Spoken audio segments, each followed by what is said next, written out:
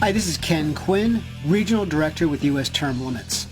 In our last segment of exposing the myth of the Runaway Convention, we saw that the Philadelphia Convention was called by the state of Virginia in response to the recommendation of the Annapolis Convention. The purpose of the convention was for, quote, devising and discussing all such alterations and farther provisions as may be necessary to render the federal Constitution adequate to the exigencies of the Union, unquote. This act was passed on October 16, 1786.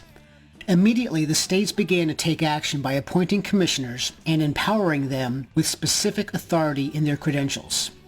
4 months after Virginia's call, Congress issued a report on February 21, 1787, which stated the following, quote, resolved that in the opinion of Congress it is expedient that on the second Monday in May next, a convention of delegates who shall have been appointed by the several states be held at Philadelphia for the sole and express purpose of revising the Articles of Confederation, unquote.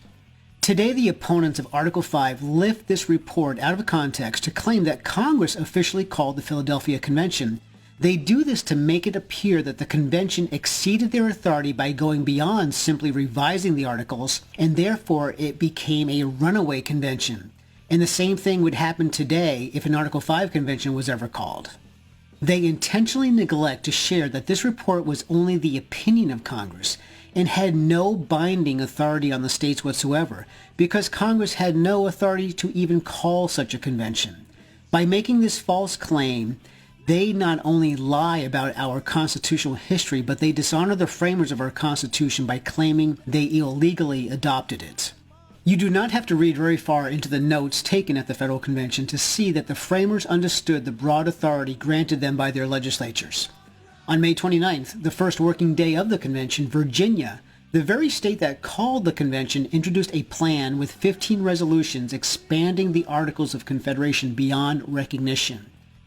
In closing, 10 of the 12 states provided their commissioners the broad powers as stated in the call from Virginia and the recommendation from the Annapolis Convention. New York and Massachusetts limited their commissioners to the recommendation from Congress. In the end, 36 of the 39 signers of the Constitution had full authority to propose a new Constitution under the powers given them from their state legislatures. Although Alexander Hamilton signed the Constitution for New York, his signature is merely symbolic and does not count because the other two commissioners left the convention in mid-July, and New York no longer had a vote at the convention from that point on. The remaining two commissioners from Massachusetts, Nathaniel Gorham and Rufus King, did sign the Constitution. Obviously, they must have believed that their duty was the preservation of the Union over the preservation of the weak and ineffective Articles of Confederation. The end result of this runaway convention is the greatest governing document the world has ever seen.